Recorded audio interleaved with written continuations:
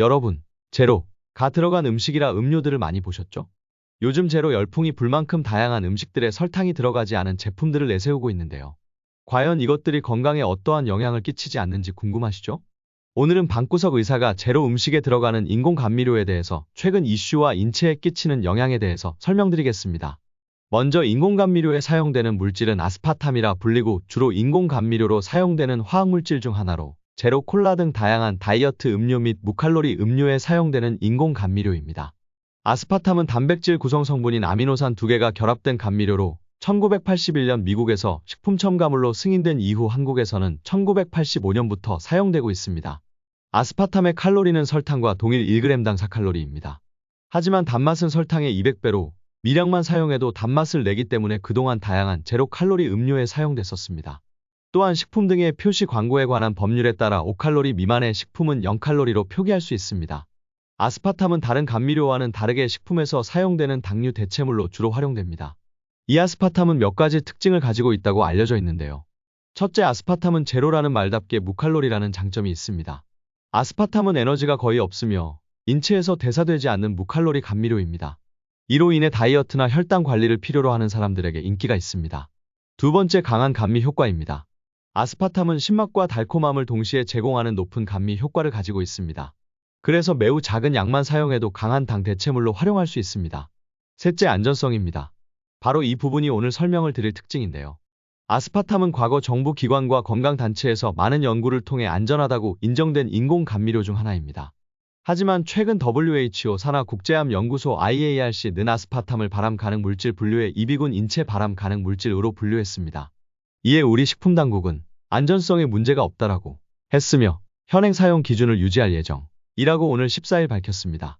이는 국제식량농업기구와 세계보건기구 WHO의 합동위원회인 식품첨가물 전문가위원회 JECFA가 아스파탐의 안전성에 대해 현재 섭취 수준에서 안전성에 문제가 없다라는 결론을 내린 데 따른 것입니다. 또한 식품첨가물 전문가위원회는 이전에 설정된 1일 섭취 허용을 유지하고 현재의 섭취 수준에서 안전하다고 평가했습니다. 여기서 1일 섭취 허용량은 의도적으로 사용하는 물질에 대해 평생 동안 섭취해도 위해 영향이 나타나지 않는 1인당 하루 최대 섭취 허용량을 의미합니다. 이것이 어느 정도인지 감이 잘 안 오지요? 1일 섭취 허용량은 1kg당 40mg으로 60kg의 성인일 경우 하루 2포지입니다. 제로 콜라와 같은 음료로 1일 섭취 허용량을 초과하려면 생각보다 많은 양을 마셔야 합니다. 60kg의 성인일 경우 아스파탐 43mg이 들어간 제로 콜라 250 기준 56캔, 아스파탐 72.7mg이 포함된 막걸리 750 기준 34병을 하루에 섭취해야 기준치를 넘는 것입니다. 그렇다면 왜 국제암연구소 IARC는 아스파탐을 발암 가능 물질로 분류했을까요? IARC는 어떤 물질의 암 발생 위험성을 파악하는 기초조사를 하는 기관으로 얼마나 많은 양을 섭취해야 암에 이르는지는 평가하지 않습니다. IARC가 분류하는 물질은 총 4개 그룹으로 나뉩니다. 1A, 2B, 3군으로 순서대로 발암 물질, 발암 추정 물질, 발암 가능 물질, 발암성으로 분류할 수 없는 물질이다. 술, 담배, 가공육 등이 발암 물질로 분류되어 있으며 고온의 튀김이나 적색육 등이 아스파탐보다 높은 2A군에 속한다. 실제로 1군은 인체 실험을 통해 발암 물질로 입증된 경우 2군은 인체 실험으로 입증된 바는 없지만 동물 실험에서 발암 가능성이 나타난 경우에 해당된다고 합니다. 그 중에서도 2B군은 동물 실험에서 발암 영향이 명확히 입증되지 않은 물질입니다.